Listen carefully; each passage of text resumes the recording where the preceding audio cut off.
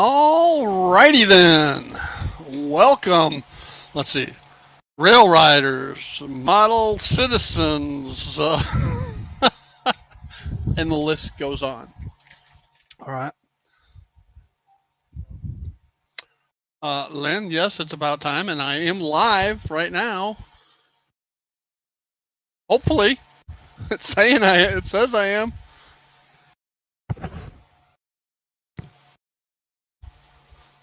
So I'd be interested to find out. Can anybody hear me?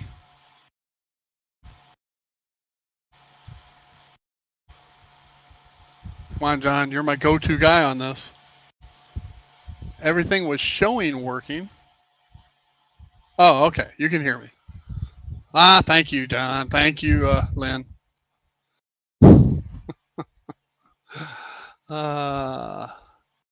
Len got antsy on his Facebook Messenger. Well, I kind of finished up my tow boat. I'll throw it up here. Nice and grungy looking.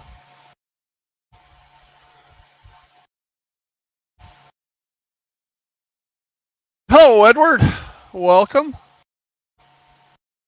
So that goes into the harbor scene.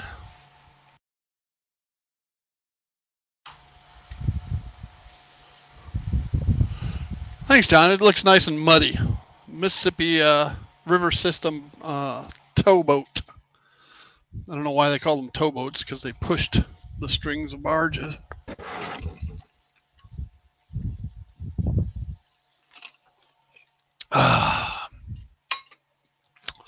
Yeah, I was up at the, most people say they're up at the crack of dawn. I was up, way before dawn. I was up about 1:30, 2 o'clock this morning, and doing some of my HOA presidential duties. I took a ride around two of our 7 neighborhoods, videoing overnight parked cars. They're not allowed. Hey, Anthony, Mr. Dodge, or Opa Dodge. Anyway, overnight parking, street parking isn't allowed in our neighborhood, primarily because the streets aren't wide enough. So you get them parked on the sides and you can't get an emergency vehicle in. Yes, I do, Lynn. Normal for me is between 3 and 4. I was just up a little bit earlier this morning. So I got all my video done and edited, and sent it off to the management company. They do daytime inspections, but we've been having real problems with street parking, so that was one of the issues I ran on that no board prior to me did any enforcement on, but yet it's in the covenants and restrictions, and by not enforcing them, it's a liability.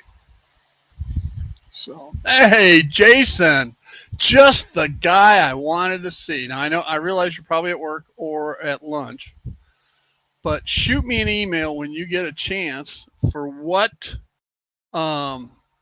Wilson Icebox reefers you got, because I picked one up, and you'll see it here in a little bit. It's WCLX 2278, and I've got 2 more set aside for me at Caboose Stop Hobbies as well.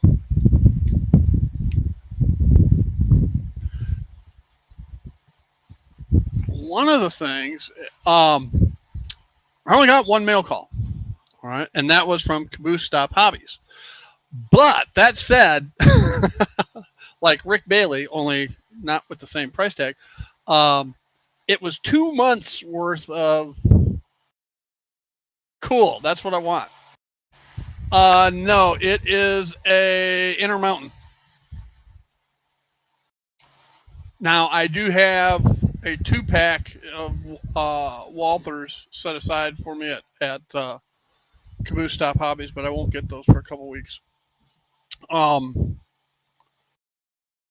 So I finally got my boxes from Caboose Stop, and it was 2 months worth because she lost the box. She lost the May box originally, set it aside somewhere and couldn't find it. But Carol, sweet as she is, I knew she'd eventually find it, and she did. So she shipped both my May box and my June box together. So I got quite the package. Yeah, it's right at the same time. Well, the Monday Extra is at the same time as uh, second half of Tom's Trains and Things, and then the Wednesday one's the better one because that's where they do the pizza boxes and new old stock stuff. Um, and it's on at 8. Mondays are at 8:30, and Wednesdays This is HO. They have different ones for different scales. Um, so if you're a different scale, it's different. Hey, MD, MDRR, RRR.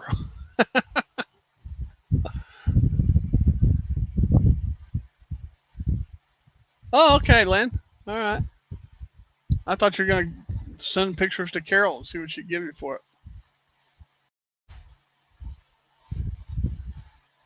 So anyway, I got one big box of stuff from uh,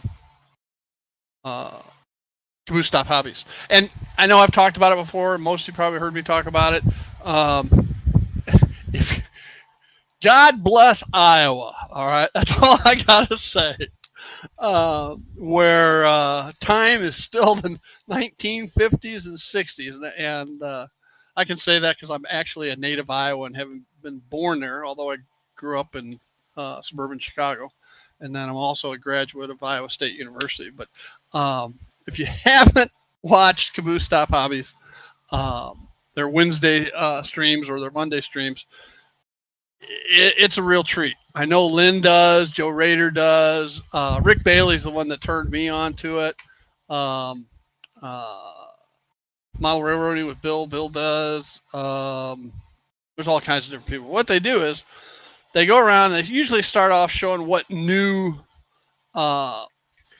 locos they got in, okay? And they sell them at a discounted price. But then they move to their new old stock and their who's texted me?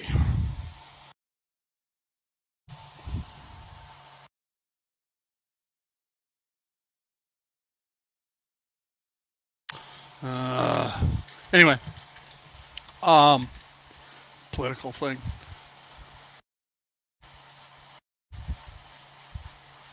I wouldn't do that. I'd save it because you can always run, a session in a different era if you wanted to, Jason. Yeah, Carol. Yeah, but she's sweet as can be. So, Carol, I'm talking about Lynn, answering Lynn's thing up there about Carol, and anyway, then they get into the pizza boxes and the new old stock, and the prices are great.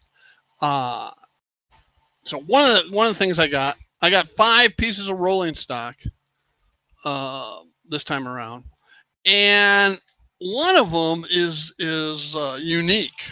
All right, it was $2. Okay, and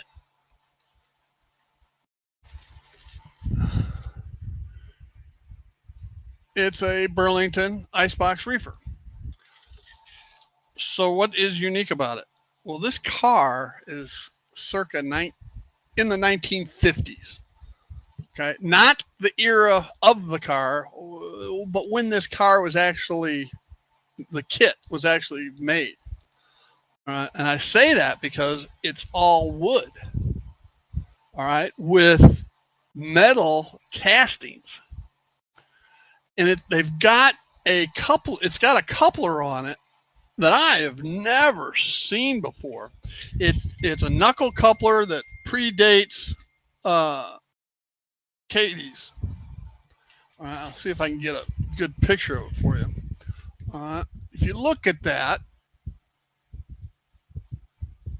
it looks like Katie. It's a knuckle coupler. But what happens is, instead of being magnetic, this hose, metal, all right, simulated hose, goes up. And when it goes up, the knuckle will open. Okay. And then you back into it, it closes, and and since the hose thing is down, it locks in place.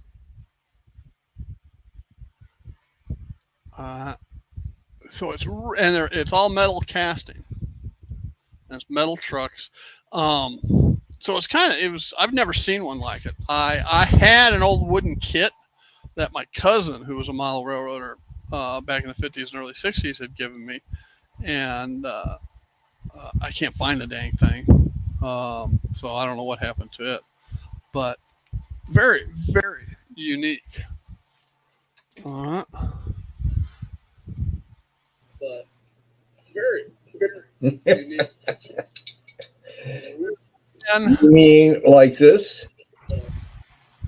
Yeah. Yeah, that's it. Same thing, Lynn. Like this? Lynn, you've got an echo. Yeah. Just so you know. How's that? I was just working on this last night. Is yours put together with screws? Yes. No, it's put together with little nails. Okay, I have a couple of those around here, but yeah, I was because it's all wood on this one because the metal trucks, you put them on the track and short. Yeah, I've got to replace mine. I just changed them out for plastic truck and metal wheels, and the end piece fell off. And I got looking at it, and sure enough, there's a screw on each of the four corners holding everything together. So I just put a drop of CA in it last night. Yeah, mine looks to be glued. I got another one here. Can you read the name? So it's a little faded out. Penn Central, maybe? PC Penn Central? No? No. I can't read it. Yeah, because it's heavily weathered. How about gore and dilapidated? And I bought this in Monterey on Cannery Row. Oh, cool. Do you know the connection, Mr. Know-It-All? No, I'm not a know-it-all. I have no idea. Who's the extremely, and I can't think of his name now. I'll look it up. Allen. John Allen. Yeah. He's in all the magazines going back to the 50s with his great layout and pictures and everything. Right. We don't know for 100%. This may be one of his cars. Oh. Okay. It's old enough. It's metal. But I understand he made some kind of contract with one of the model makers that they could use his name. So not 100%. This is a original gore and dilapidated. But that's what it says. I'm thinking about trying to take some alcohol and cleaning this up a little bit. But I want to make sure that I don't take the name off of it when I clean it. But it's got the same type of couplers that this one has. But I wasn't going to come on. I was just going to sit in the basement, which you don't have a real basement. And hey, Voodoo John. And then when you started showing that car, I just had to jump in here. Yeah. Well, the sad thing is it was missing the top pieces. You can get those. Well, I don't know that I even want to bother. No. Tell you what. It's going to be a few months, but I'm going to be in your neighborhood. Yes, in November, right? If I find one. I need 3. Well, I mean the car or the parts.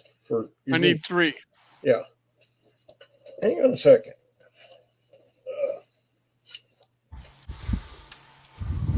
No. The one I have only has 1.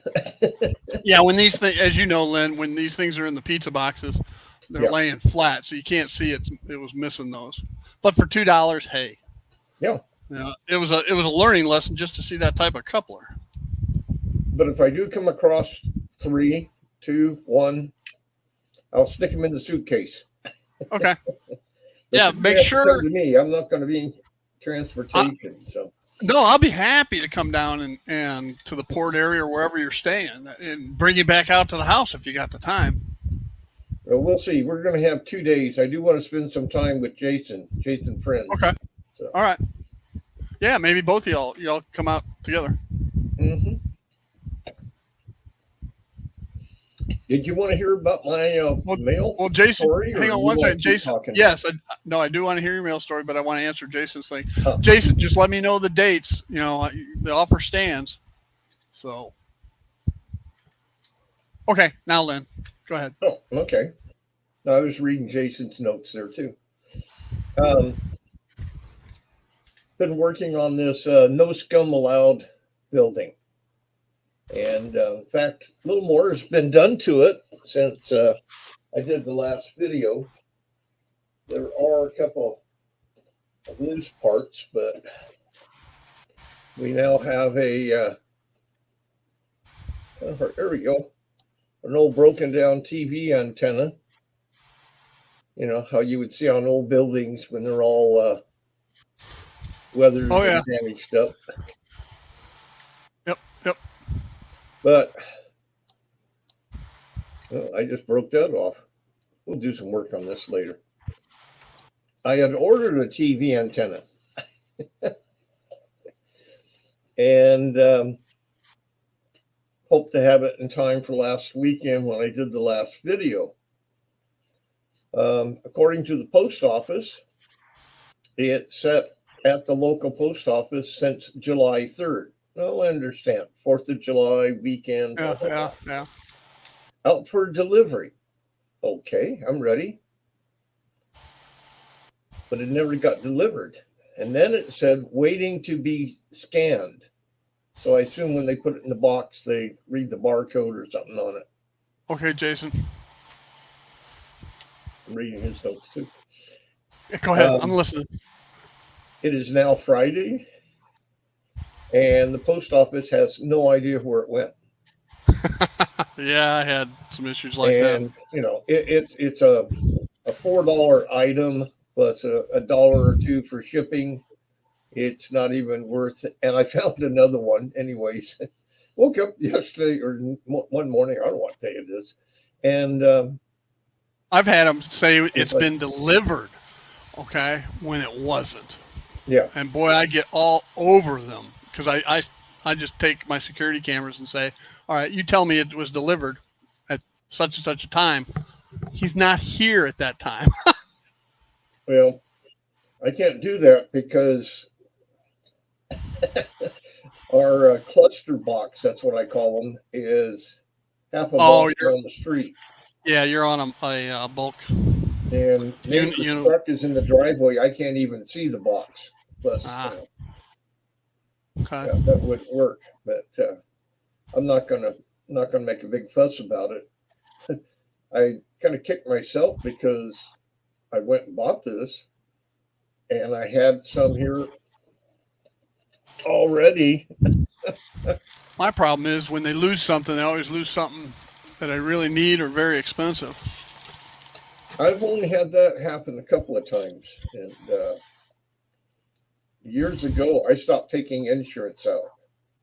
You know, if I was going to get a brass locomotive from Japan or something, I might take insurance on that, but I wouldn't buy that anyways. But years ago, and I'm talking 10 or more, I bought a building that I wanted for one of my modules. And came from a lady in Florida, and I paid for the insurance. And I'm literally sitting here looking out the window as the mailman comes up, puts it on the porch. So I get up, walk around. I pick the box up, and the whole bottom side of it, it looked like somebody dropped it and kicked it, and a hole all the way through it. And it's rattling. Oh, man. So I called out to the mailman, because, you know, certain boxes, they don't fit in the metal boxes. And he Right. Hey, goes, Dwight. hey, I just deliver it. And I said, no. I said, I saw you. You put it down nicely. I said, I got insurance. What I do? And he said, well, you got to go to the post office.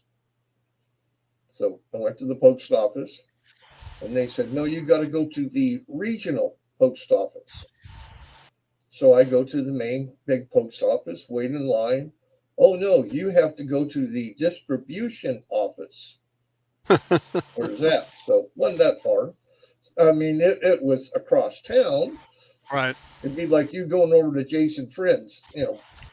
So I Right. get there, wait in line, and they said, oh, the person that does the claims is on vacation and will be back in 2 weeks. Okay.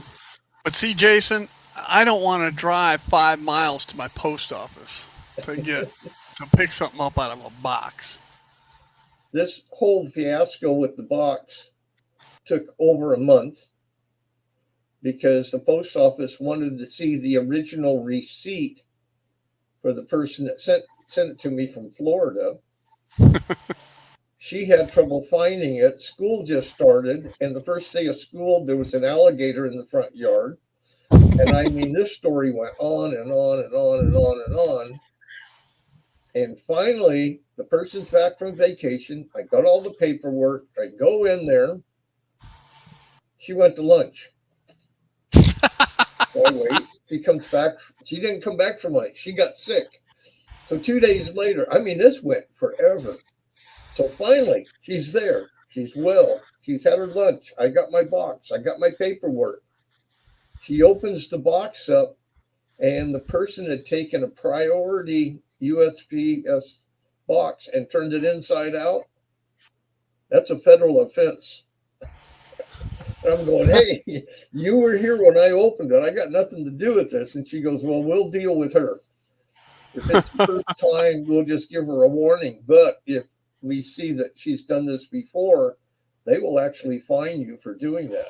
Oh, yeah, because those boxes are free, right? Yes. But if you turn them inside out and repurpose it without paying for the box, you get in trouble. Right. We get all the way through this. The item was only about $15. I forget what the postage was 10 years ago. And the insurance. Only thing I got reimbursed was for the item, not the shipping, and not for the insurance. And I had to wait for a check that comes from the postmaster. Edward, the link for Caboose Stop Hobbies, you have to go to their YouTube channel. Okay, and then subscribe to their YouTube channel and notify, and then you'll get the notification when they're doing their videos. Okay, it's unique. They have a website, but they do not sell anything off of their website. It's not a store. Okay, I mean the website's not a store. They actually have brick and mortar in downtown Cedar Falls, Iowa. But just run a search for Caboose Stop Hobbies, and you'll see the logo, which is just like the cover shot was for this live stream, right? One of them, the lower right, and you'll know you have the right place. So Dwight, welcome to my world. I do videos all the time to find out afterwards the sound didn't work and have to redo them. Hello, Randall. Welcome. All right, should we move on to the next item? Tell you what, Steve, I don't have anything else to share. I told you my post office story. I told you about my antenna and railroad cars. I'm going to let you have the full screen, right, and I'm going to go back to the chat room, okay? Okay, good enough. Thanks, Lynn. And I'll keep in touch with you about November. I have a date and all like that already. Okay, cool. All right, so the next two items, I don't want to be accused of being a Heath. Some Bachman Mini people. All right. They'll go somewhere in Union Station when I get around to building it. All right, that was $4. All right. And then some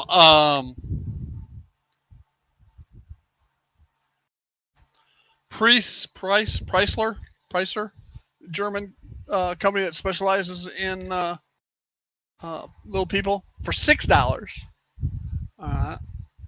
A bunch of cops, one with a motorcycle.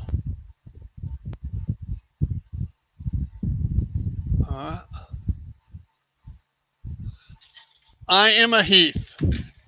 I can prove it. See? It's my Friday uniform. All my neighbors know. Who's Heath? I tell them, it's a friend of mine up in New York that blows things up. Most recently, a computer. So I got those two sets of people. And I'll get around to putting them on the layout. It looks like it's a mix between highway patrol, city police, and sheriff's deputies. So I like the highway patrol one, the Chippy, the motorcycle cop. That should be a fun one to use. So I'll put those down in my people drawer.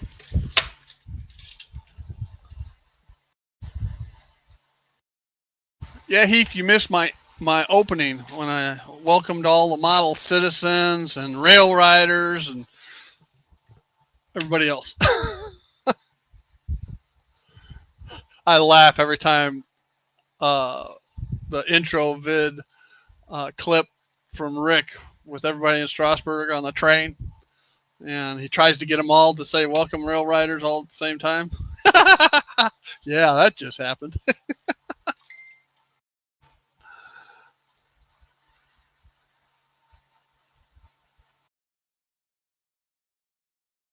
If Heath and I were related, which one got the looks? Neither. Okay, Jason, I got it. Cool. We should be here.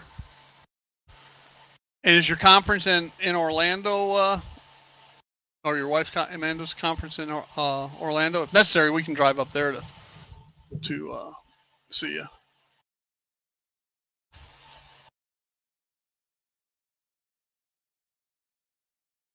Okay, Heath.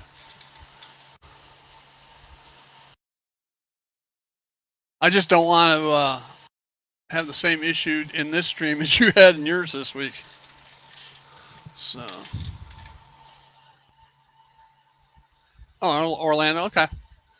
Depending on where we're at, that can be anywhere from hour and 15 minutes to 2 hours from us, but that's okay. We can drive up to CL.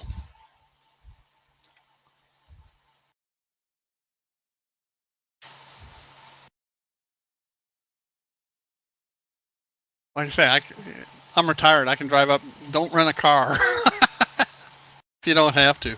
How many days are you there for?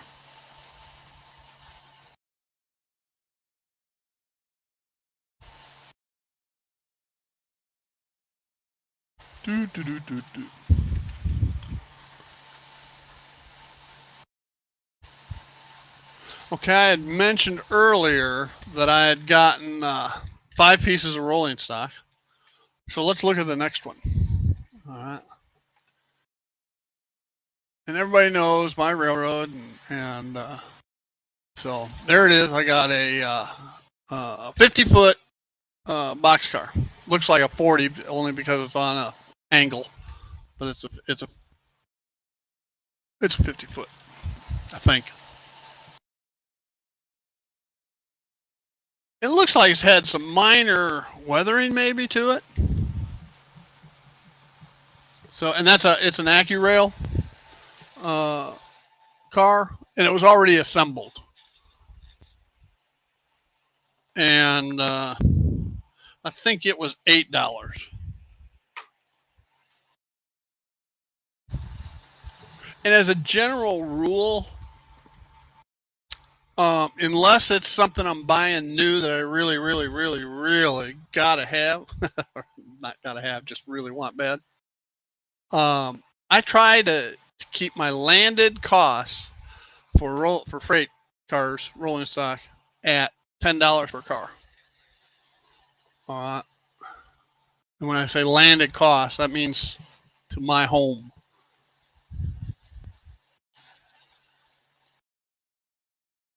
So as you know, we already the icebox reefer. We're at $2. We're at $8. So we got 2 cars for $10 plus shipping. Okay, shipping was $15 for everything I got today. All right, and I got a lot actually that you'll see as we go on.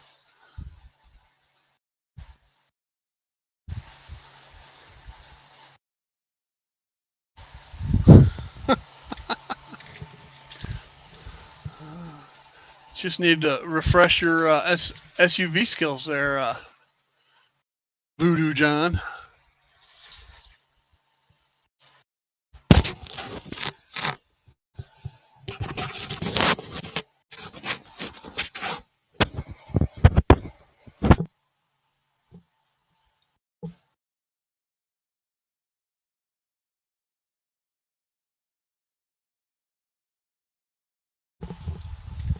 One of the things, my Fairview area over here, I've got a fire truck there, and I want to do a pedestrian incident scene.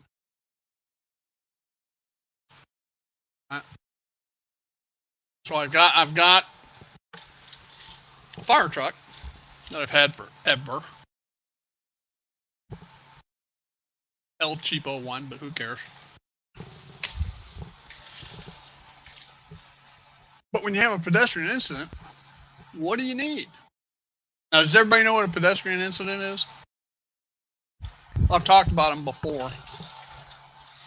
In my hometown, on the racetrack, the three-line main line, people would get hit all the time. The first documented actual video or film footage of somebody getting hit by a train was actually at my Fairview, the Fairview station that I model here. All right, and it was back. Shoot, we've talked about it before. I can't even remember. All right, but the Burlington Northern, so it was after 70. I want to say it was 79.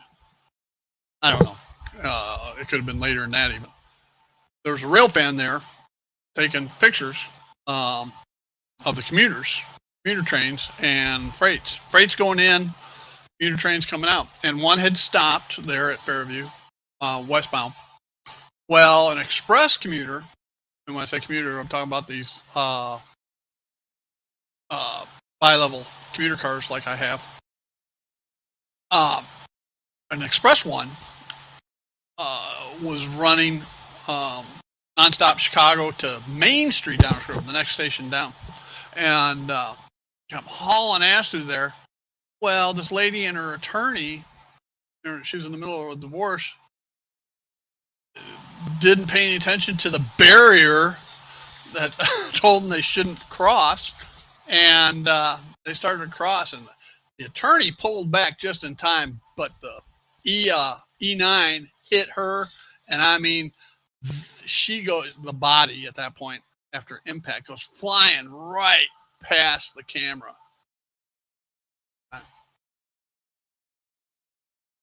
Shit, why wait, Edward? Why wait till he leaves?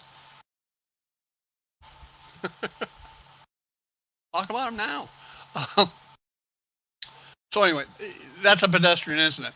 You have elderly people all the time walk out and get hit by trains, and a lot of people would say it's suicide by train. And I remember in my pre-teen years, 10 to 12 years old, you always knew when somebody got hit by a train because, I mean, the sirens, sleepy bedroom community, and sirens be going off down by the train station. And so we'd run down there, and, of course, they'd have the area cordoned off. But as soon as they opened, as soon as they left, we'd go walk the tracks to see what body parts we could find. Hey, Jesco! Welcome.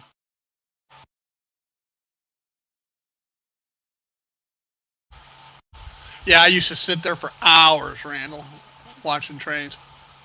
Because it's not like nowadays where you go somewhere and you get a train every hour or two. On that main line, between back in the day, between the Zephyrs and the Empire Builder, North Coast Limited, um, the long distance trains. Those were all the different Zephyrs plus those other two. Then the commuter trains, and then the freights, the fast manifests, and the locals. I mean, there were trains all the time. All right, it was great watching trains, but of course that was before digital photography, and if you're a photographer, you take pictures of it, it costs you a fortune. So, but anyway, getting back to where I was going with this. I want to do a pedestrian incident scene. We got the fire department, have some firemen rushing over there, and there's some Airfix had combat HO combat group that there were two guys in a stretcher, right? And I know I've got some of those up in my attic. So when it cools down in the fall, I got to get up there and see if I can find them. Paint them up white like they're in their coats and everything, where they're hauling off a dead body. Okay, but they have to have something to haul off to, right? Right? Huh? So a '53 Ford Courier ambulance, yeah, and it was $9. Now, mini metals, okay. Anybody that's priced these out knows that this is about half the price of what they run in the stores. Hey, off the rails, how you doing? Welcome. So I was really stoked about getting this. As a matter of fact, now that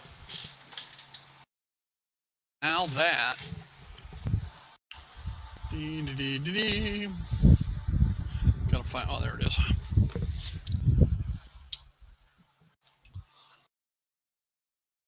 Now that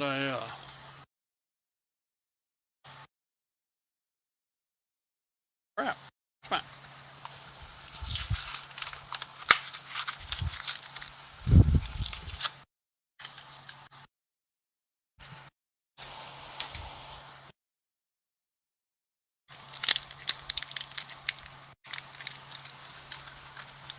Yeah, the two things I can always use is people and vehicles.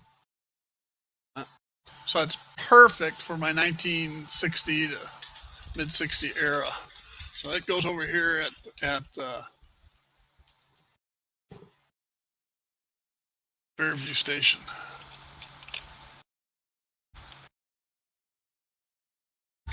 Now I just need to get those stretcher bearers.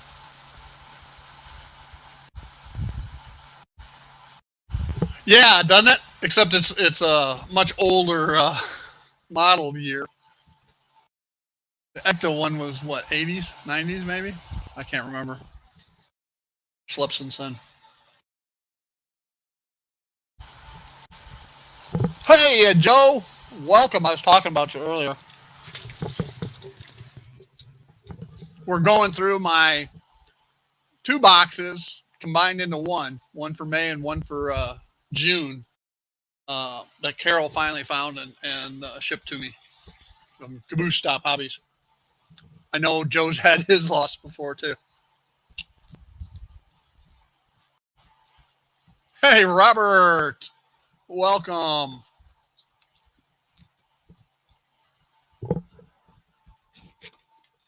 My wife made me popcorn, so sorry.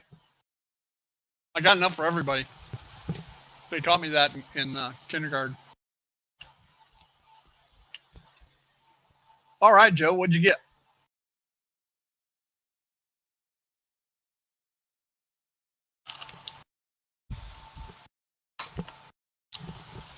So, Joe, you gonna try motoring that switcher, that center cab switcher? Put a more economical motor in it.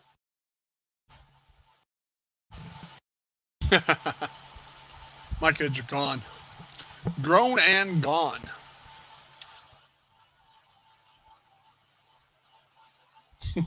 Too damn hot and sweaty to open it.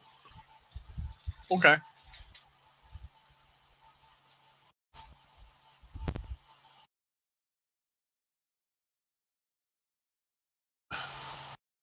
Man, Anthony, you've been getting a bunch of new stuff then. Between what you got in England and what you got right before you left and what you got right after you got home. Yeah, I speak Anthony Dodge, so I knew it was had.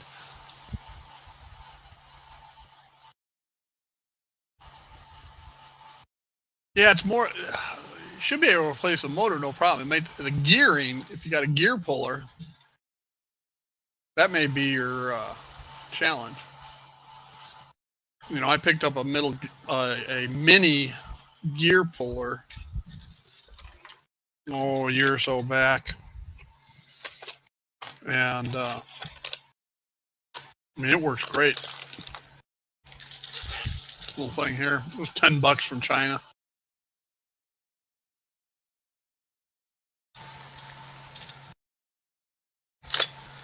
It was on eBay, I think.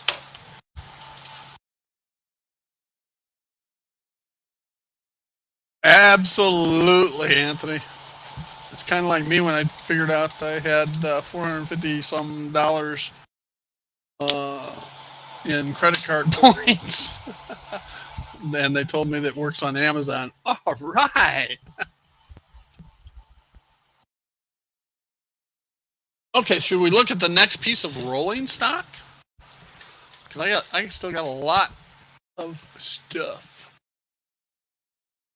That was the second. The first was the wooden icebox Burlington reefer. We got the 50-foot Burlington boxcar. And now we have if I can get it blocked where it's not going to run. Oh. Hang on a second.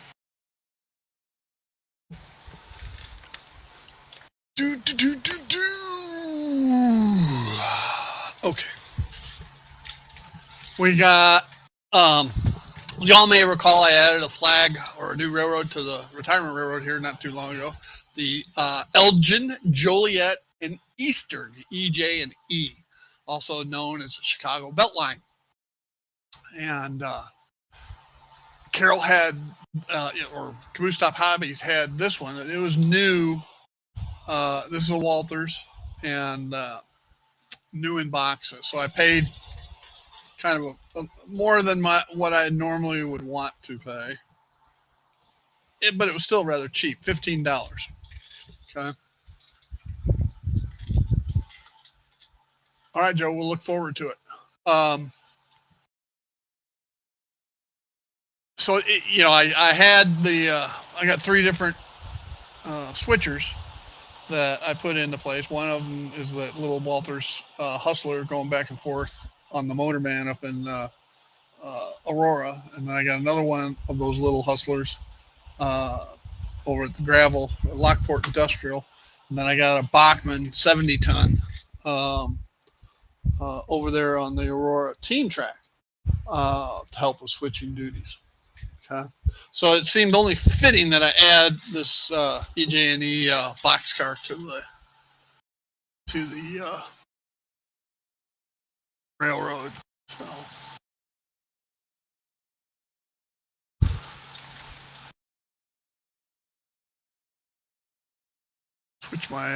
Switch me back. Okay, there I am.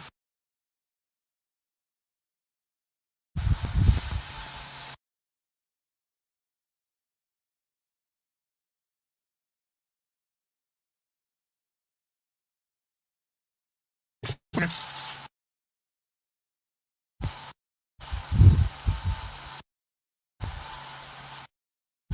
Absolutely, Len. And that's what I look for.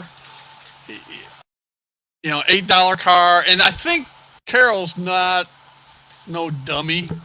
All right, because you'll see cars at $6, at $7, at $8. You wonder what the difference is. And if you look closely, you can tell one has KDs, one may not. One has metal wheels, one may not. One has both KDs and metal wheels.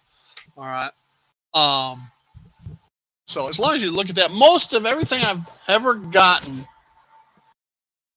have one or the other, either KDs or metal wheels on it.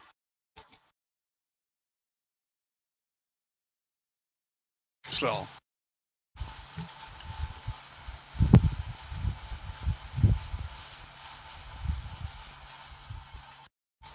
Yeah, I got 5 pieces of rolling stock.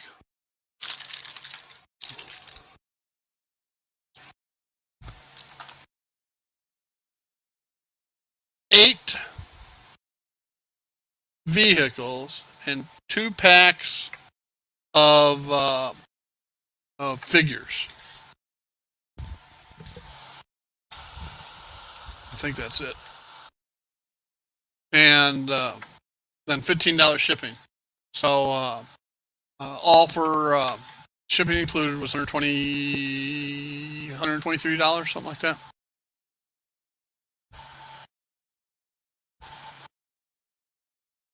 Well, here's the deal. You know, you buy the Walthers cars, and you get their Walthers knuckle couplers. So I immediately have to replace those. Okay. The Intermountain had a knuckle coupler on it, but I don't know. It looked like a black Katie. Yeah, the proto couplers suck from Walthers. And I'm not the ones from Intermountain I didn't like either, so I went ahead and changed those out. The AccuRail, that boxcar, the 50-foot CB&Q boxcar, had KDs on it.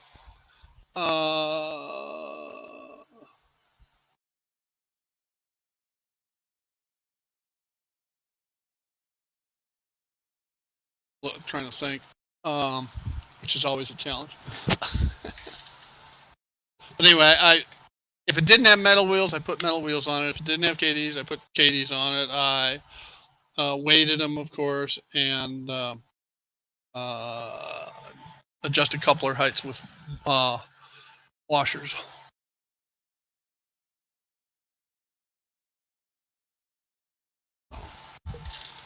Okay, so where are we at? We are at 45 minutes. Okay, we're right on cue. So the next vehicle I got was another Mini Metals, and not for $9. At least that's what the price tag says. It may have been less. I don't know. I don't remember. I've slept since then. But it is a 50 Ford pickup truck, and the hood opens, and it's got a wooden bed in it, a simulated wooden bed in it. And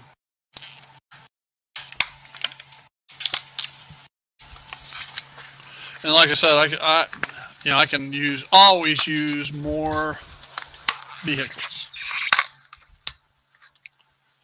And crap.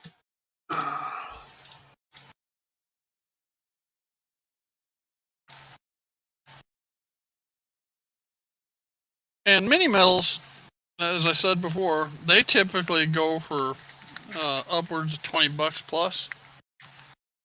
So, and it was another good buy in my opinion.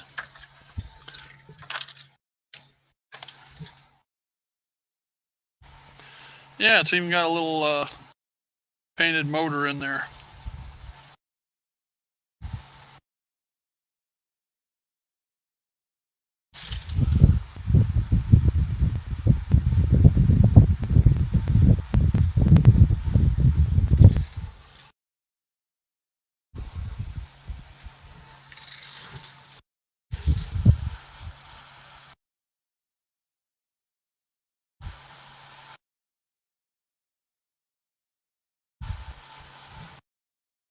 Yeah, off the rails. I switched out from number 5s to 148s, the whisker couplers. Jason, Train Freak, he used 158s, the proto, for lack of a better term. The scale, they're the actual scale couplers. The normal KDs are just slightly bigger.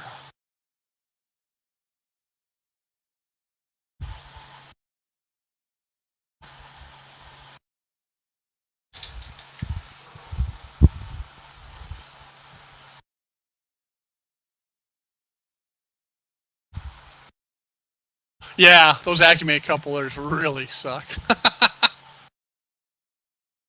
I agree.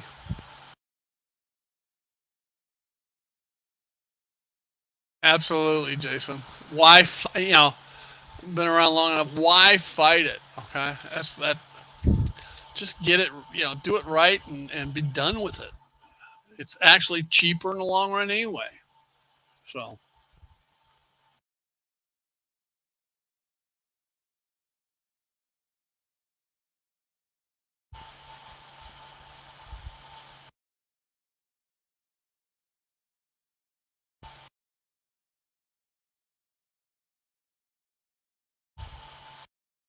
Well, Lynn, that would make it hard to run operations.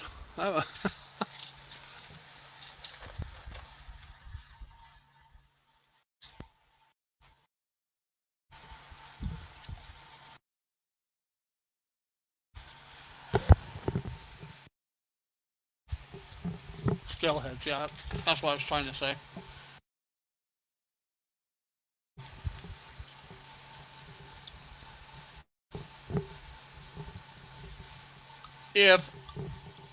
If I didn't have all of my grades, my up and down grades,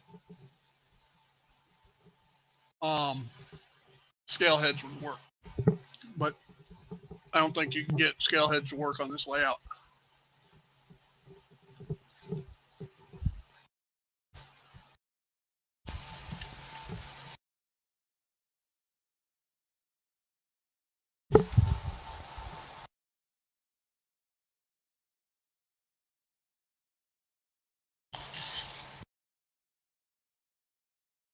So the next item is a ta-da, a $5 Volkswagen Beetle. $5. When was the last time you saw die-cast cars? $5. It looks like it's brand new. New old stock.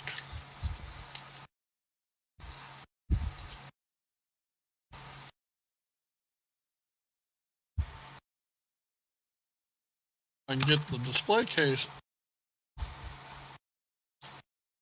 Now the backstory to this. Oh crap. Backstory to this is when I was 16 years old, right, my parents had 2 cars. They had a Olds 98 and a Volkswagen Beetle. So when I finally was allowed to drive by myself, my dad let me use the Beetle. Okay, so, and I was old in my class because my birthday's early in the year, and so I was one of the first. These racing stripes, so it could be Herbie. I was one of the first to actually have a driver's license. So I ended up being the taxi service for a lot of my high school friends. And I'll never forget the very first time out.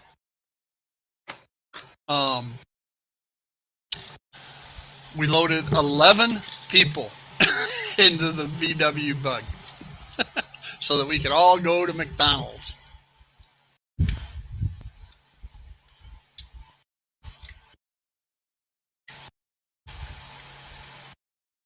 Ours, I've had a bunch of 88s, MD. But the 98 I was talking about was a 1970 Olds 98 455 cherry car. My dad ended up selling it to my pseudo stepbrother. Well, this kind of sucks. This thing coming out. Oh, there it is. Okay. So I try fitting 11 people into a Volkswagen Beetle.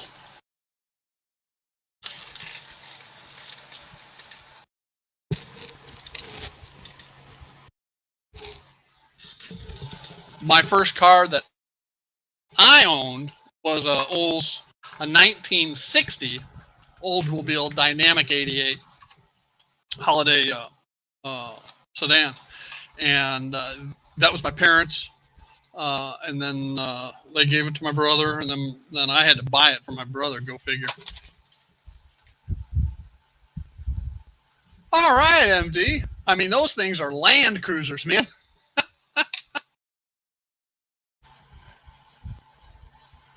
Yeah, you have fit 11 people in the 98, no problem. Try getting them in a VW Bug.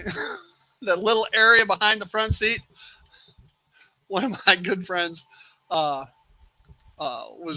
small, and so we had him stuffed back behind there. Well, the kicker to that story is we got pulled over by the cops. And, of course, the windows are all fogged up because it's January, and the one cop comes up, takes his flashlight, bangs on the door, and I roll down the window, and he looks inside, turns around to the other guy, and says, "Oh, you got to see this."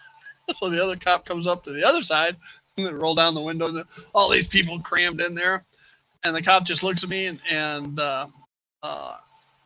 says, "Your name's Childers, isn't it?" I said, "Oh, crap." And I said, "Yes, sir." And he said, "I know your mom. She works over at the paper, doesn't she?" And I said, "Yeah." "Okay." I said, "You're not going to tell her, are you?" "Depends. Where are you going?" I said, "Well, I'm the oldest one. None of these other friends of mine have a driver's license, so we were going over to McDonald's." He says, "Okay, I'll tell you what. Follow me. I want to make sure you don't get in any trouble." I said, "Follow me, and then you make sure somebody else comes and gets at least half of the people out of this car." So, exactly. Off the rails, exactly.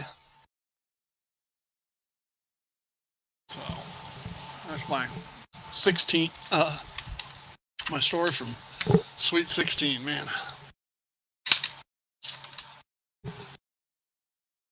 But that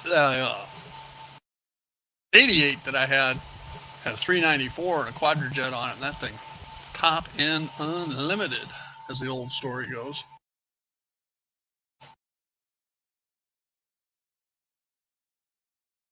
'41 Honda Civic. I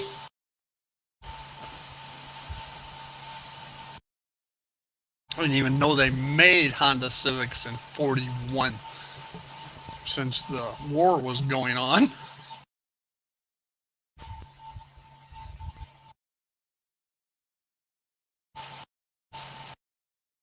Oh, there you go, 71, not 41. Okay, that's a little more believable.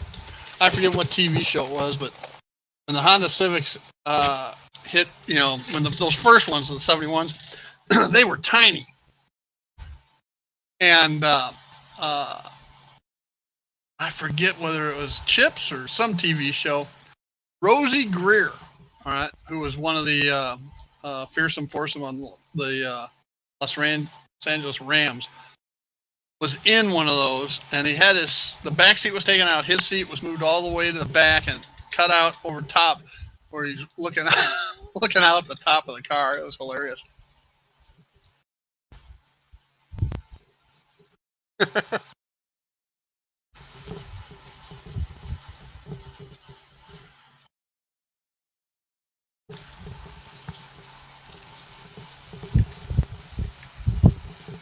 Oh, absolutely. those original Civics were like the size of a smart car or a. Anybody remember the old French car, Le Car? You know, tiny, tiny, tiny. I don't know if it was as small as a smart car, but you get the idea. Okay, and as long as as long as we're on VWs, another $5 VW.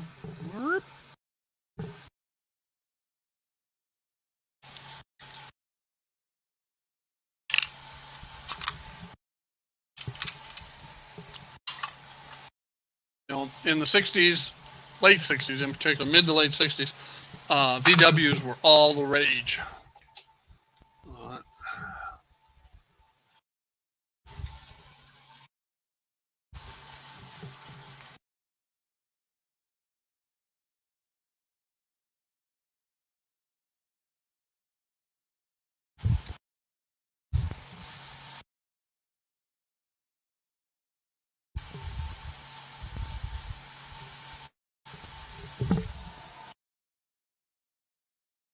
Okay, so the next piece of rolling stock would be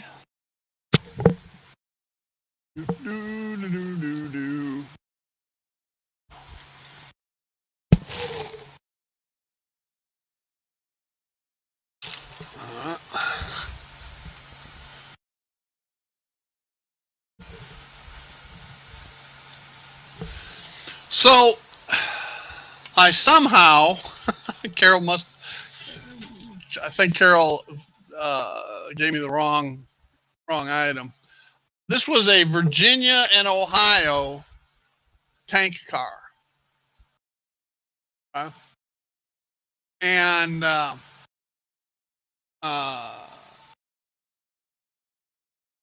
hey, I'm in the Mini Prince club. For $25 a month, they send you stuff. And back, I think it was my very first one back in March or April.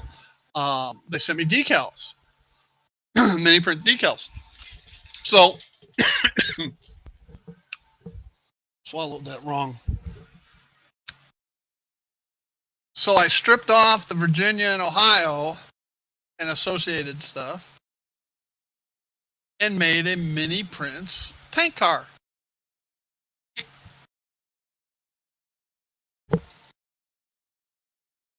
Why is that, Jason? Are they out of them or something? Because I still need another one. I'm just not ready for it yet.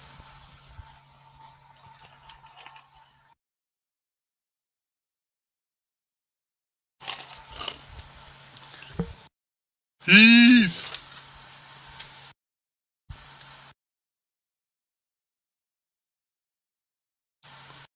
So why are you glad you got your Motorman when you did, Jason? What's the deal?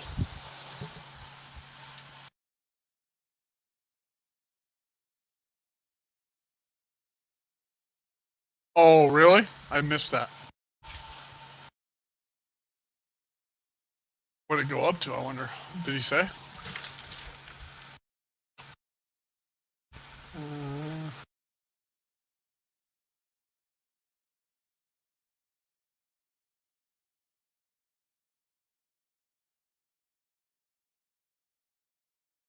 $125 is still a good deal for that.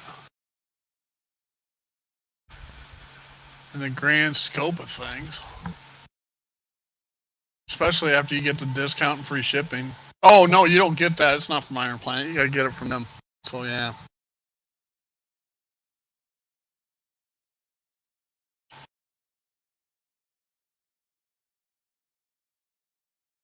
I know, right, Jason?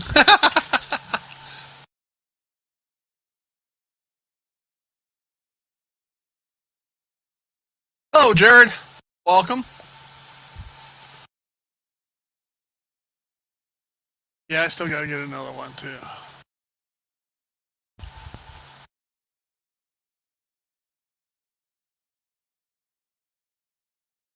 And as you can see, the fifth piece of rolling stock is the Icebox Reefer. So now I can do an exchange with Jason from my packing plant,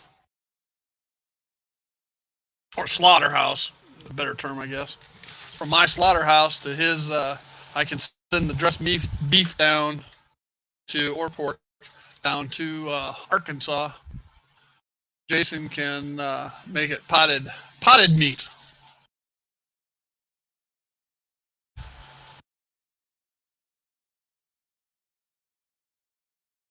Yeah, my next big project's going to be Union Station, and that area is going to have another.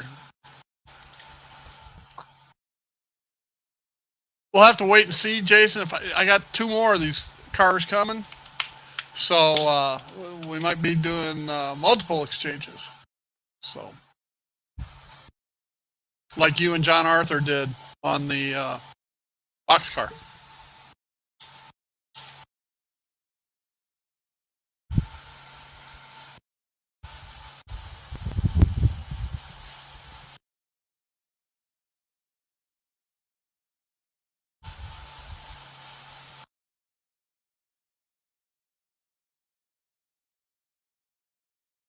All right, what's the next thing?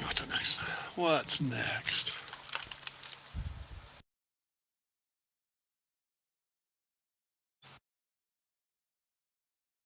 The next one is another. Oh, I guess it'd help if I changed the camera. Is another mini metals. I'm going to say it was $8 or $9. There's no price tag on it. But this is the second Hudson Hornet that I got. I got a gray one back in April. Yeah, in May for April, I think. Anyway, so that gives me 2 Hudson Hornets. They're pretty cool. They again, the hood opens up and you got motor in there and so forth.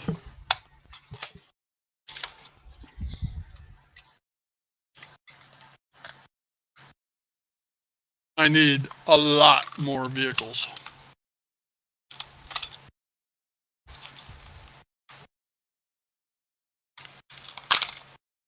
I would say that you can never have too many vehicles, but yeah, you can.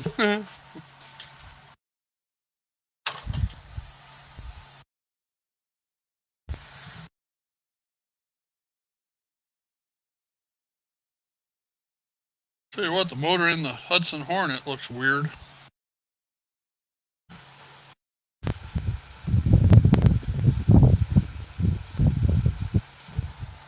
Well, we'll just have to check. It doesn't matter as long as the numbers, as long as we have the same numbers.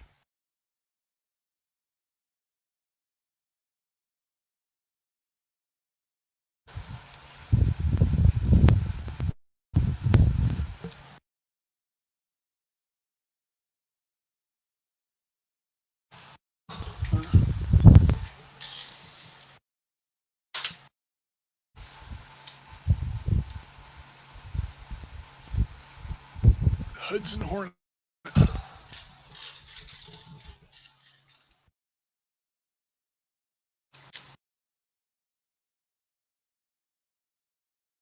Have it driving down the street.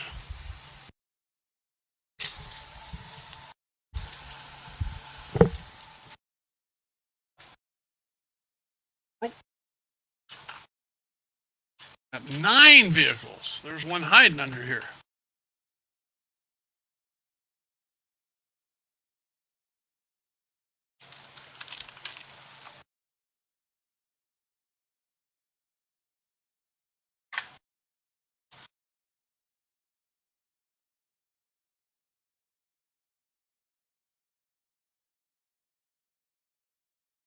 Wow, okay.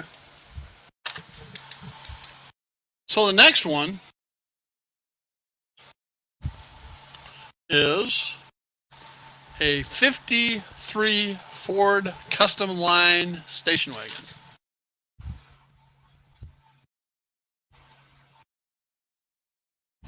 Now, Everybody, I'm sure, knows about the movie Vacation. Chevy Chase, Beverly D'Angelo, etc. I always said that my family was the original Griswolds because 1963, whatever year the World's Fair was in Seattle, all right, we took off from Chicago in our 57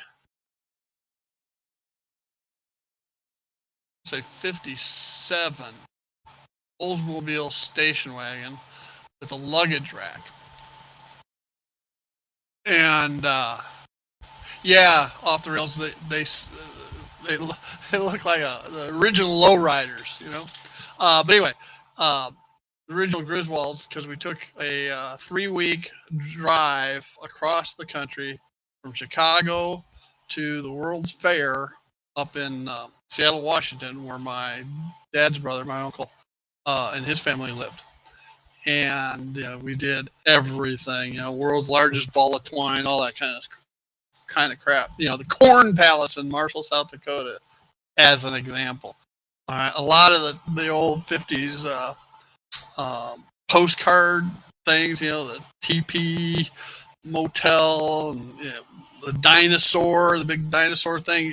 Seen all that back in the day, back when they were, normal stopping places. The Buffalo Ranch down in Oklahoma. Anyway, the list goes on and on. So we did that, and from there we drove down to San Francisco to my grandparents' place there, and then from there across through Reno and Salt Lake City and back to Chicago. All right. So we were the original Griswolds. My dad, I was 5 years old-ish at the time, and I slept on a cot my dad made that sat on the window ledges of the back seat. My brother slept on the big bench front seat. I slept on that cot. The back seat was folded down, and my mom and dad slept back there. And all the luggage that was in the back of the wagon would go outside or would be up in the luggage rack. So,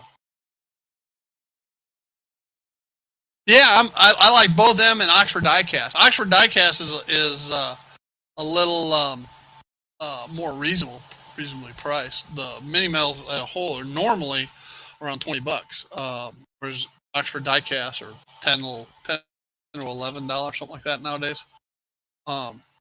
So, but anyway, so now I got this is green, but it doesn't have the Country Squire wood grain stuff, so it's not really a family truckster.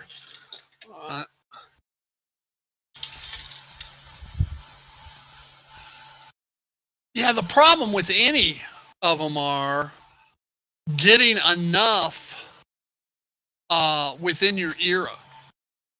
Okay. Yeah, Bush is very expensive. The new was it Rapido?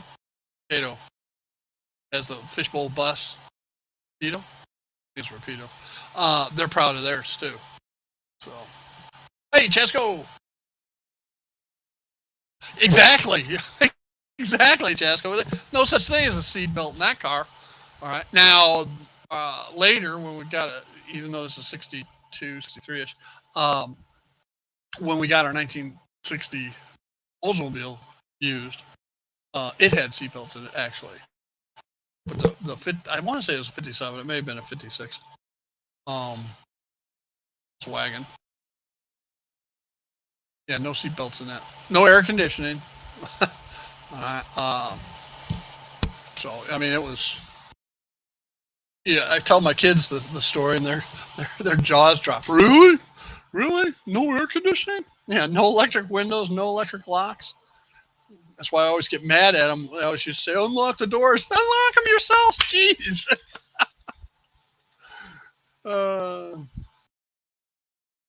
Okay, now I got another 53 Ford Country Squire wagon. Now this one's a little bit more kind of a good cross between the family truckster and the movie family truckster and our original Oldsmobile family truckster. Even though it's a Ford.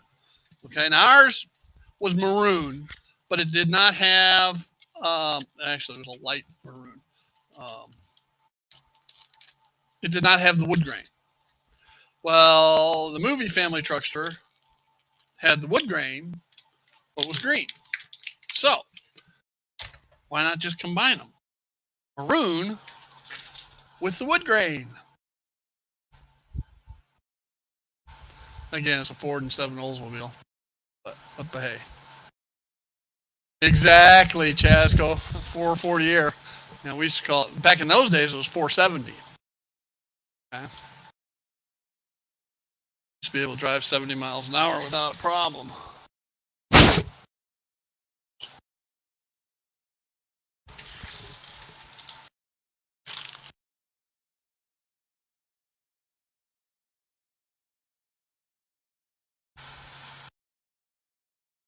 Oh, you want to talk about danger? You know, not only no seatbelts, no airbags, of course. But for anybody that's never been in a 1950s or early 1960s automobile, okay, they didn't have the padded vinyl dashboards, okay? No headrest, no padded vinyl dashboards. It was solid steel, right? Not aluminum, steel, all right? If you got thrown forward and your head hit that dashboard, it was going to leave a mark.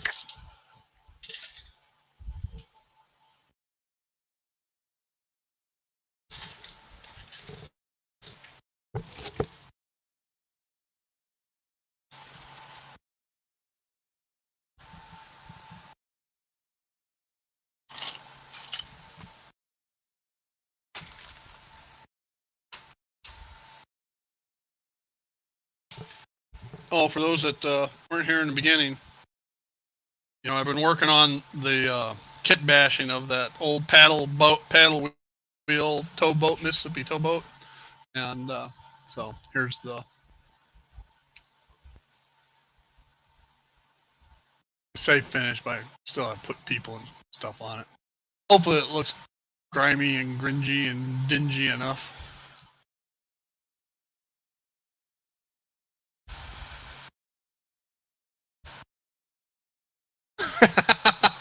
Yeah. All right, Jason. We'll see you later.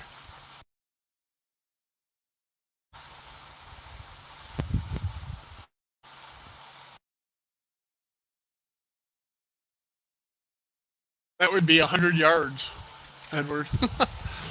Ooh, ah.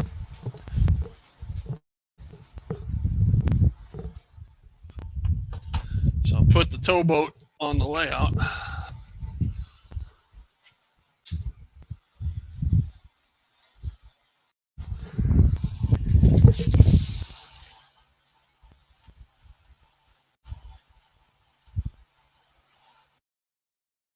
I don't think John, you're not leaving, are you? Saying bye to Jason, I think.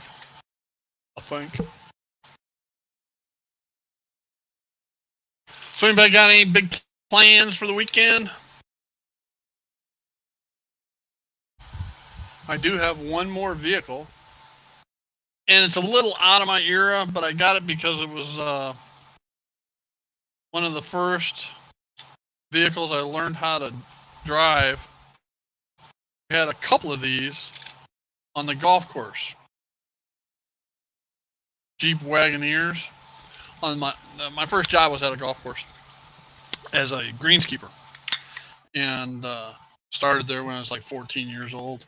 And we had, I think one was a Jeep Wagoneer and the other was a International Harvester Scout.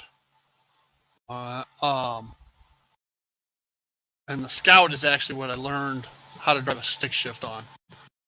But anyway, this is a Jeep Wagoneer. A little bit out of my era, but you know, still kind of passes for a 60s looking thing.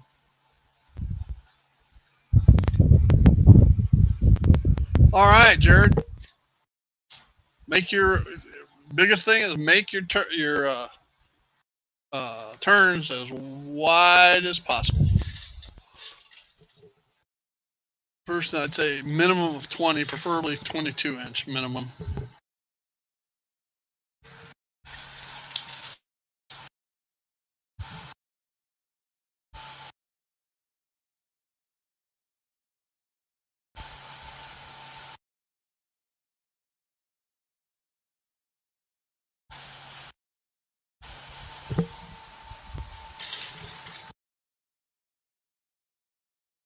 Let me. I'm gonna bring up another picture here. Maybe. Kind of, sorta.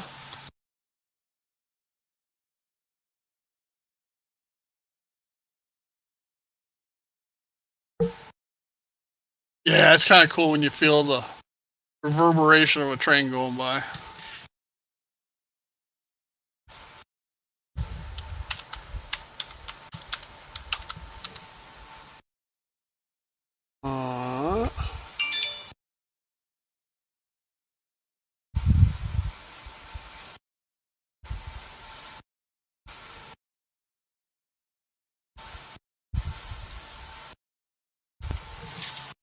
Uh, ba-dum-ba-dum-ba-dum-ba-dum. I am. Hang on. I'm there. Okay. For those that have not seen the whole layout, there it is. I guess I should.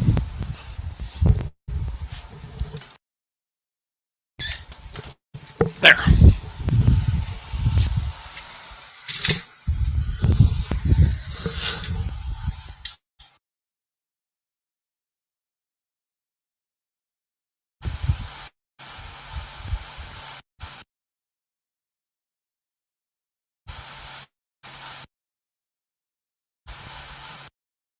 Bat flu. Never heard of it.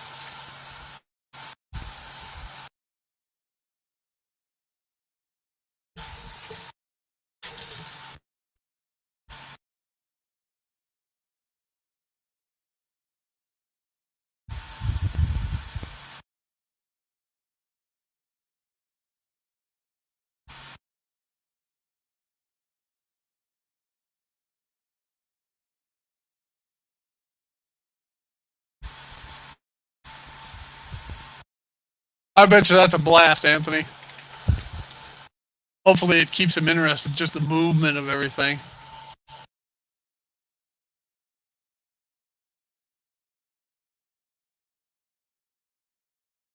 Condit down here. What's it? What? I don't know what that is. Oh, COVID. Okay, bat flu. COVID. Okay. Okay. Yeah, my good friend 2 doors down. He and his wife both got it from her father's hospital. Of course, she was spending time there and picked it up there and brought it home to him.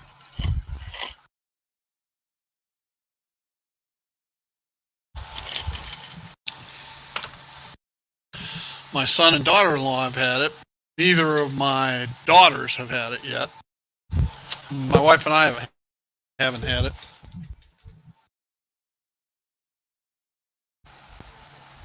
Huh. This Jeep Wagoneer, the wheels don't turn. That's interesting.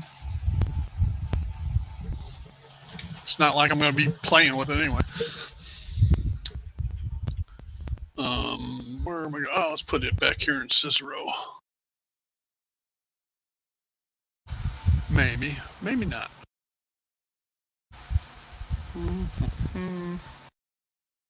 I need more.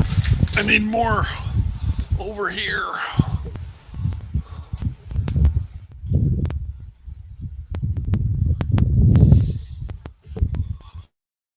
I've got a convertible Mustang. I think I'll have the motorcycle cop pulling him over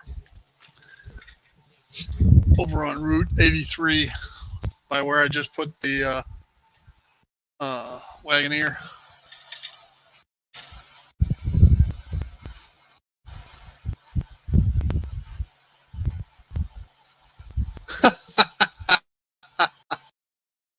Probably because it reminds him of you.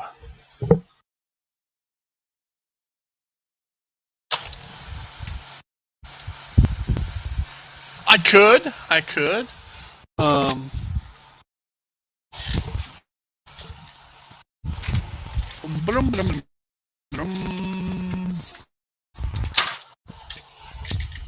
The easiest thing to do is just bring out the commuter train.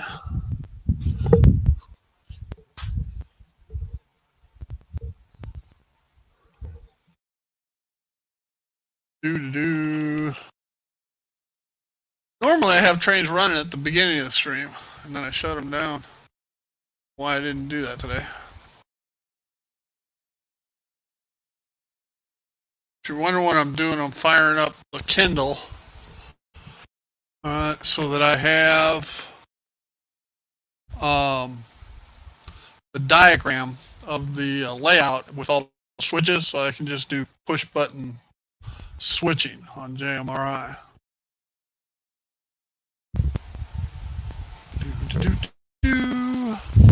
Oh, I can do that here.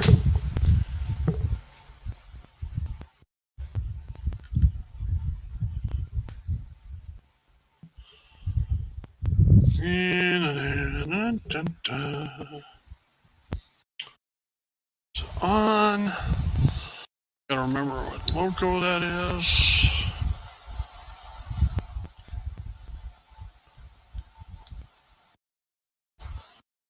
That's it.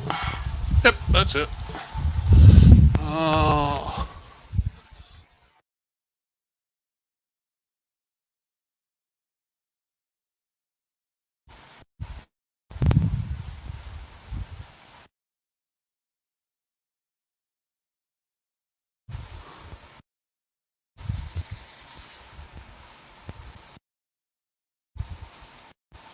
All right. That should be it.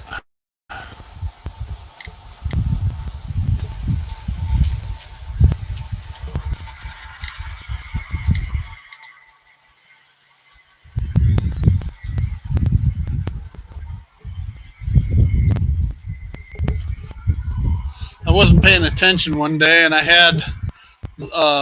got a Dash 9, which is way out of era, going around, and I forgot to raise the drop down. Zoop, boom. The funny thing is, the only thing that was damaged was the snowplow, and that was easily fixed.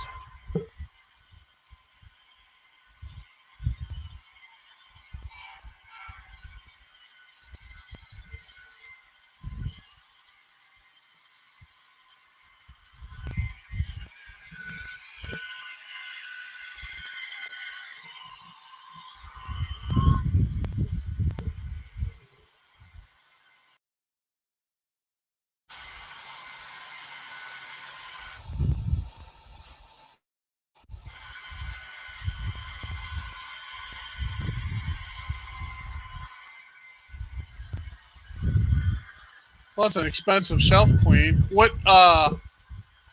brand are they off the rails?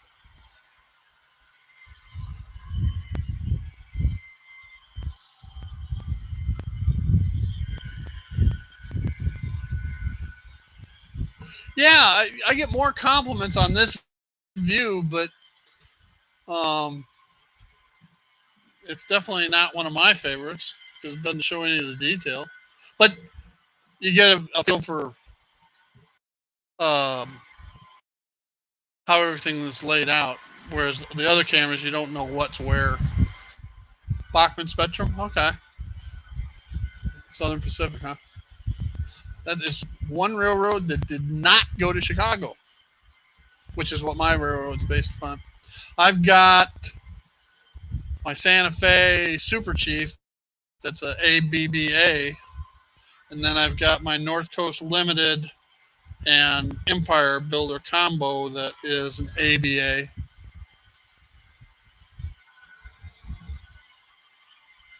I think I am going to rewire the layout.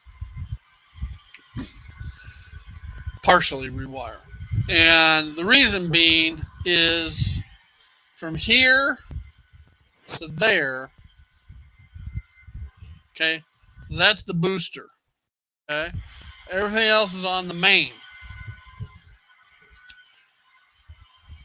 What I'm thinking about doing is taking my snails or tortoises,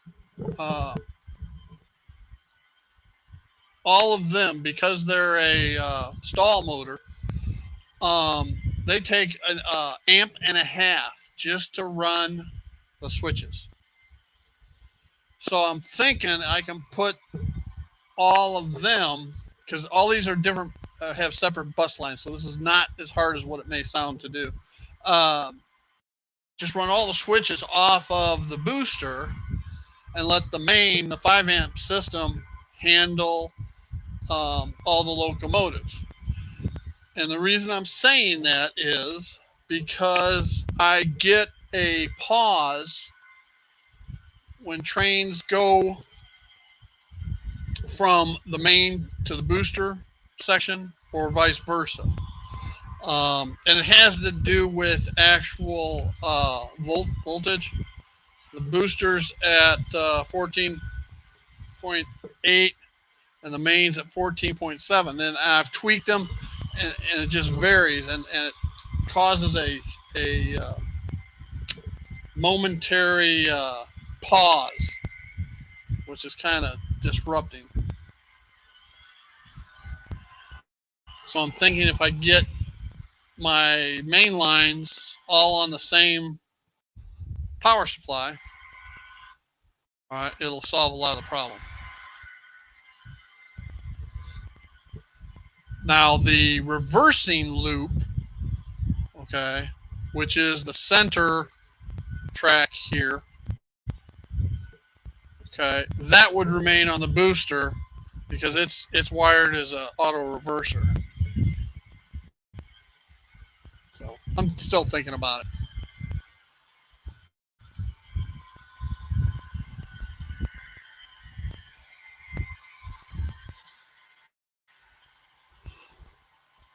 This is probably my favorite train because that's the train I see the most of growing up. My dad would take one of these in the city and out every day from 1957 to 1985 or 84, except for a 3-year period when he was the project manager on a new suburban switching station out in Oak Brook, Illinois.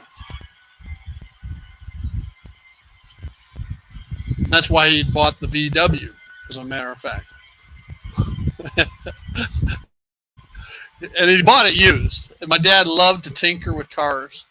And the funny story was he and a couple of his cohorts in crime with Ma Bell decided they'd go out for lunch one day. They're driving down the road, and all of a sudden they hear this ka-thunk, thunk, thunk, thunk, thunk, thunk, thunk, thunk. So my dad pulled over, wondering what the hell it was. Well, for those who don't know it, the battery in a VW Bug was underneath the back seat, and the acid and so forth had eaten away the floorboard of the VW. Okay, and so the battery fell down, and the only thing holding it together was the battery cables.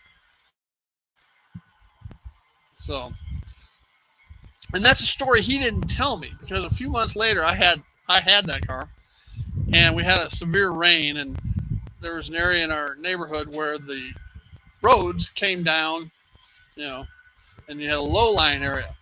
Well, back in those days, they used to advertise that VWs will float, okay? And they will, unless they have a hole that big underneath the back seat. So I was a U-boat commander, too. Except not with a Porsche, just a VW.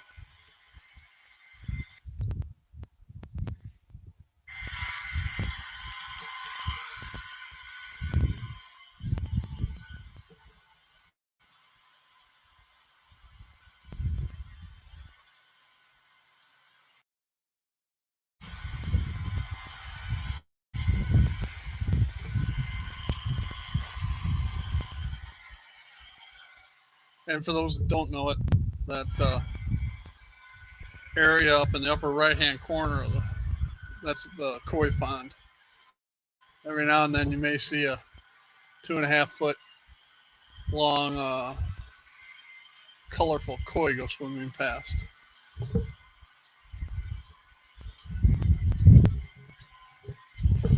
See, then I get these oscillating things where I have to shut down and restart power.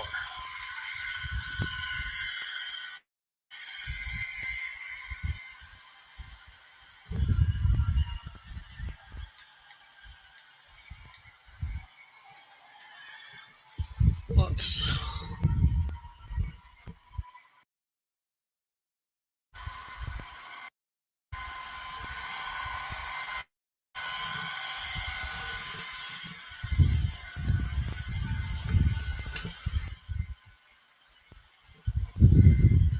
the towboat I was showing off earlier is sitting right back here. Eventually it'll sit. There's a section, the harbor section's there. It's stored underneath right now, but it'll actually sit down in there. And I'm going to redo, of course, this water was all temporary. See, that's what it does.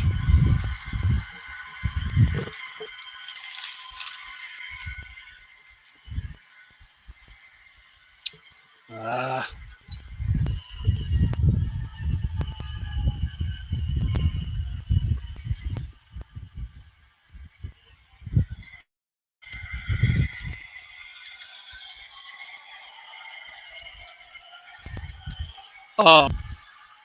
Anyway, that water, I'm going to try the faux water that Boomer Dioramas does. Oops, I screwed up. I derailed it. I threw a switch too soon.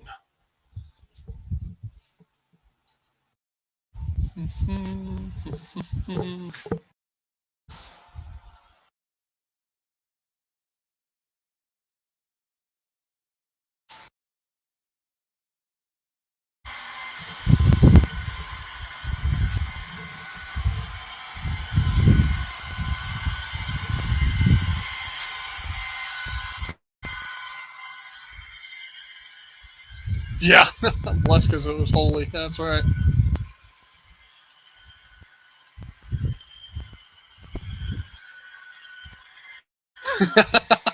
Yeah, it doesn't get any realer than that, does it, Lynn? I joked that with people that saying, since this is Chicago, I joked that that's Lake Michigan out there.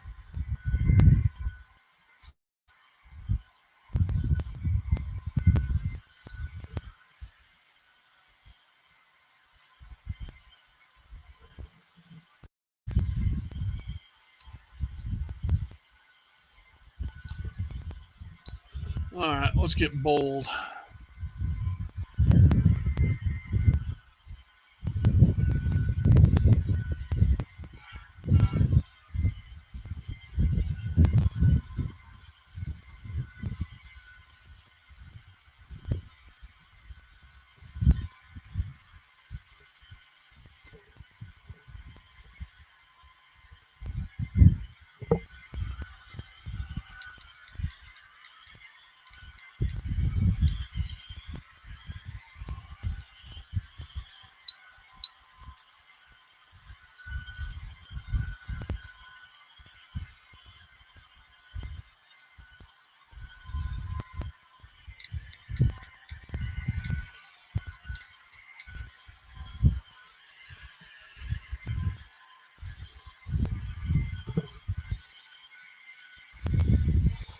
All right, we got Super Chief going now too.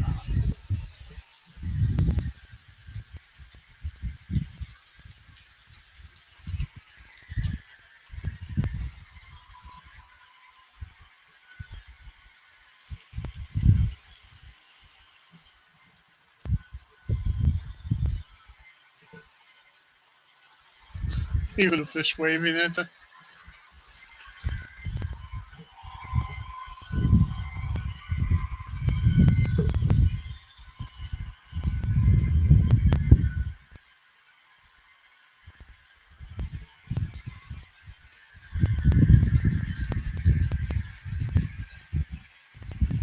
There's the Super Chief.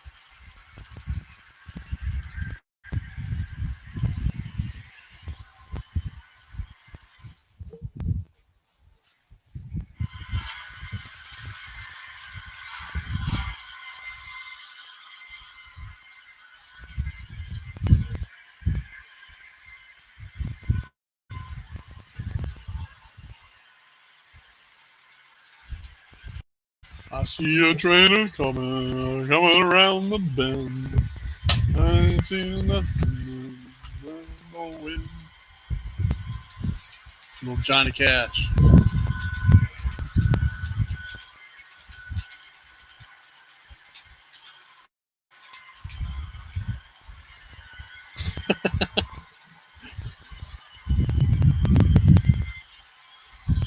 Johnny Cashless.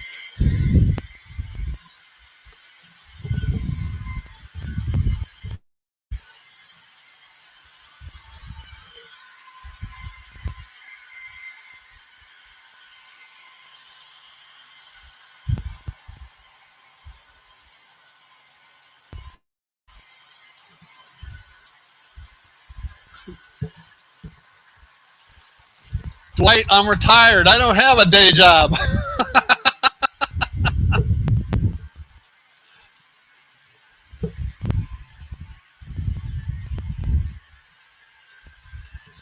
It's a bad storm, Edward.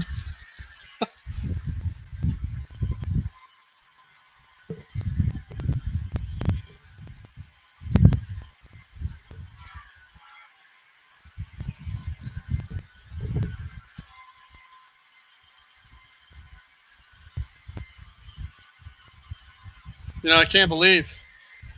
Here I am running trains, and the only derailment that happened was because I threw a switch too soon.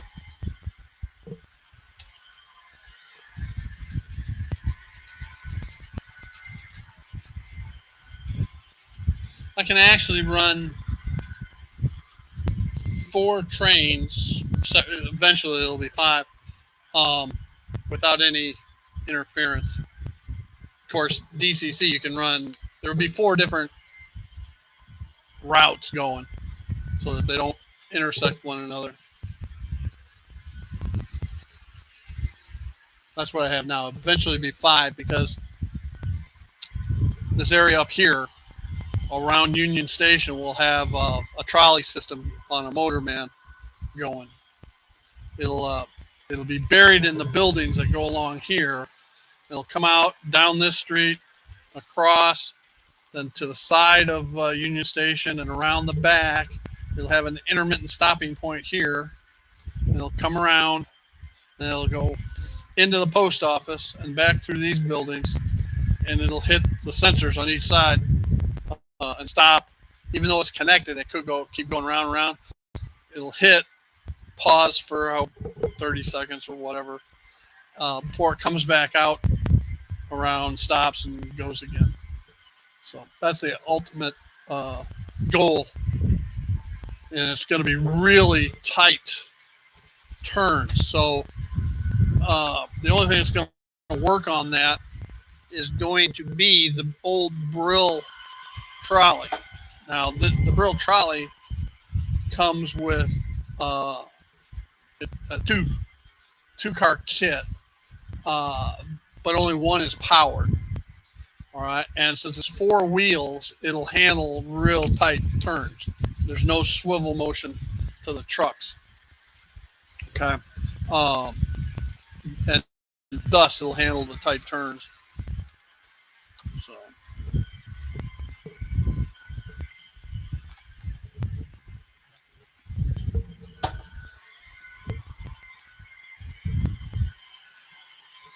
All right.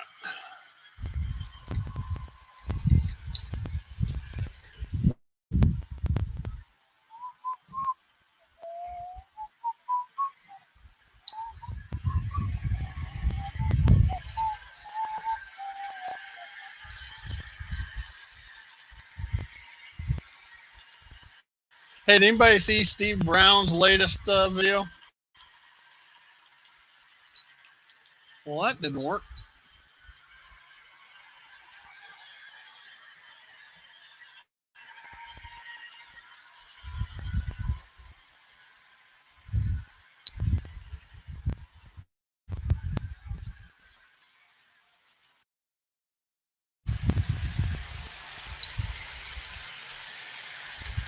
Nobody saw Steve Brown's latest video? It's My Railroad. Okay, Chasco. I had to chuckle. All right. Um, I've been. There's always marketing gimmicks in anything. Okay. And model railroading is absolutely no different. And the big fad became no oxide D. Okay. And uh, which is conductive, etc. And Steve Brown blasted no oxide D. He tried it, all right, and because it is a conductive grease or oil, it attracts dirt. Okay? And he said, they ran great to begin with, and didn't take very long for him to get all of his track all dirtied up, and it took him forever to get his track cleaned. So I've always been an advocate of 99% isopropanol. Everybody says, "Oh, the 1% is water." Well, no, it's not. They just label it as 99%, so they any impurities that are in there are accounted for. Okay? Nobody can come back and sue them for, "Oh, it's not 100%." Okay? And it's about as pure alcohol as you can get. And that's what I've used. That's what I've always used for even my dad going back into the 50s. And if anybody thinks that if that 1% is water, you don't think it'll evaporate real quick with that isopropyl?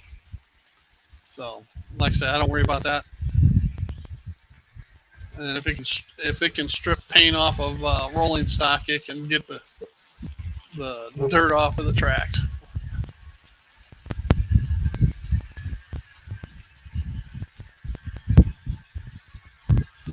So, I was wondering how long it was going to take somebody other than me to come to realization.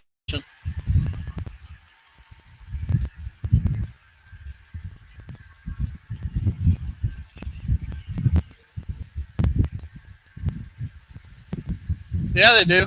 Go to Ace Hardware and go to the paint section. All right. Here, I'll show you. But I got to stop the train to do that. Even though it doesn't come this way, I'd hate to see a switch throw and it come flying over.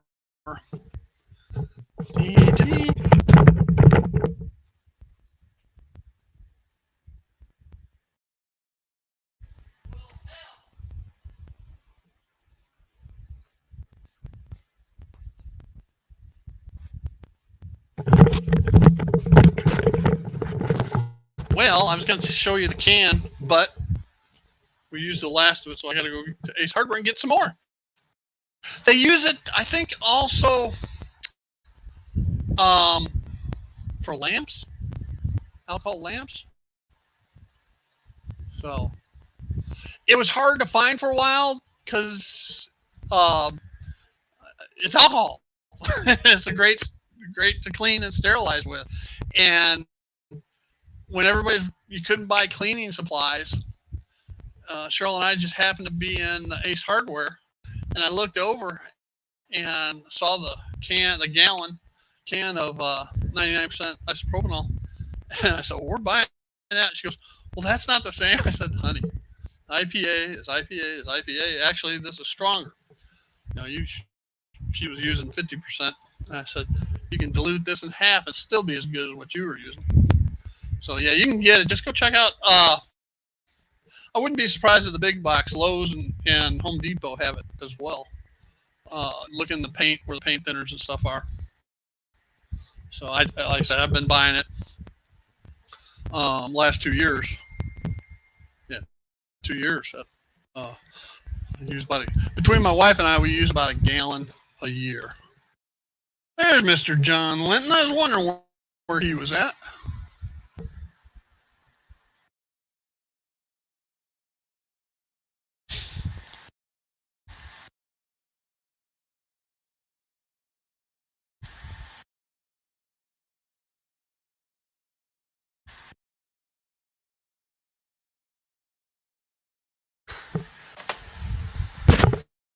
hard time.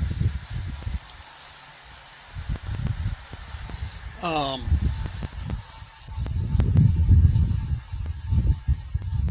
not sure denatured is pure.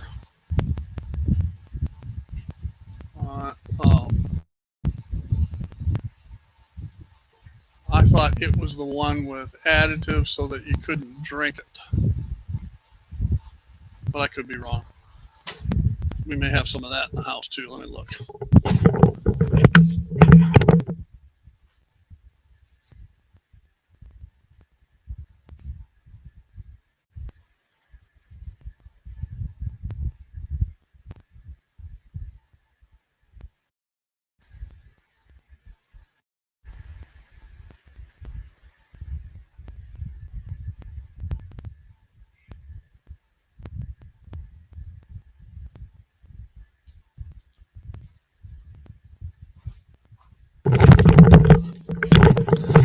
No, she had 70% was the wintergreen crap.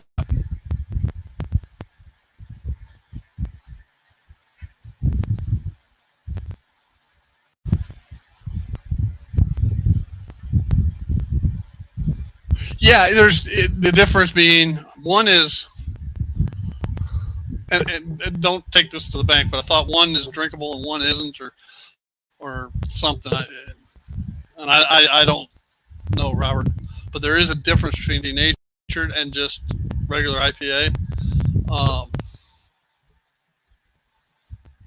And off the top of my head, I don't know what it is, but I bet you somebody could GTS it.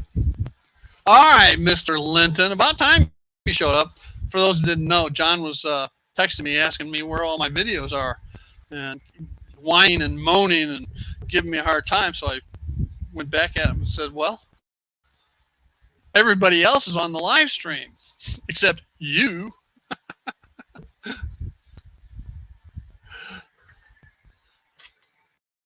Hey, Don. That's what we need, another John.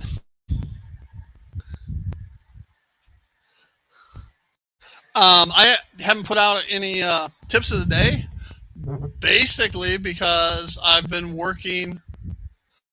I haven't done anything new. You know, I've been working on this towboat.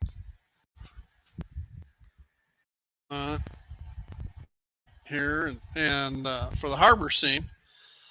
And old Lindbergh kits, if you I used to do the ships as a kid, and they're the god awfulest model kits. They're just terrible, and but they're the only one that had anything close to resembling a Mississippi River system towboat. So I've been working on that, and I still have the finishing Aurora to do. I'm going to add in some cutoff switches for the 3 main lines, so that I can have a passenger or freight train stopped at any one of them, and not sitting there running. Like right now, I don't have a place to park all my trains and shut the power down. So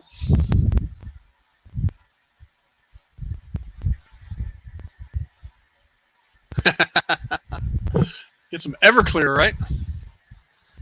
I don't think Everclear is 100% either, though. And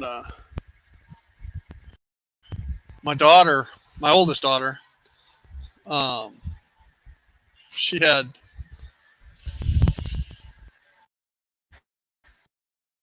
I'm trying to think, 15 years with Marriott, and with the COVID deal, they had some downsizing and did some buyout type situations, and so she retired at like 35, 36 years old, 15 years of service with Marriott, and so now she is the gift shop manager at a bourbon distillery there in Kentucky. Show the boat again. I'll change cameras for you, just for you, John. Everybody else has seen it multiple times, but just because you were late, I'll show it to you again.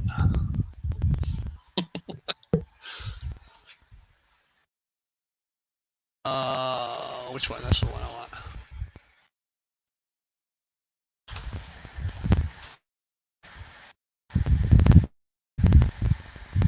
I got it all grungied up.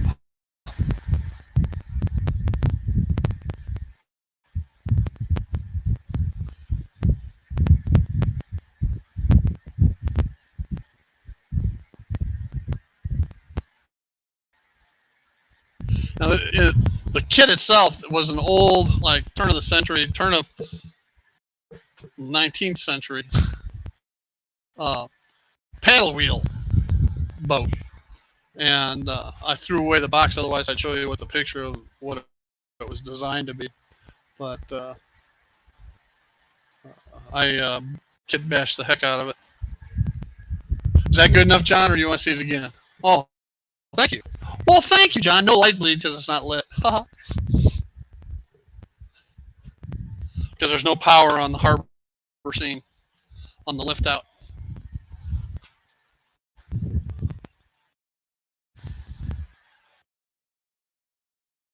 I still say that weathering is nothing more than a cover-up for bad paint jobs. Because that paint job was terrible. Looked like crap until I weathered it.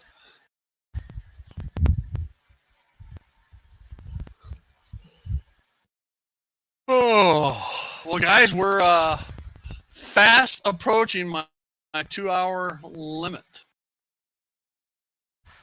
So, I want to thank you all for joining me here at the Retirement Railroad.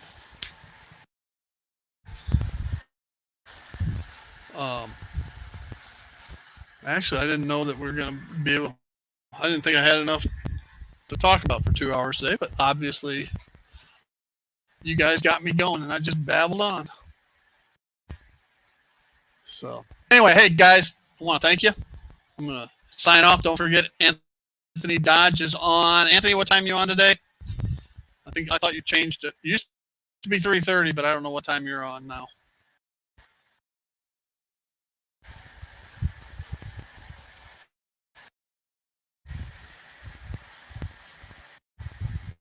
What time, Anthony? It's always when I'm walking my dog. Pound 30, okay. Pound 30 would translate in Anthony 3:30, okay. I speak Anthony Dodge. All right, John, we'll see you later.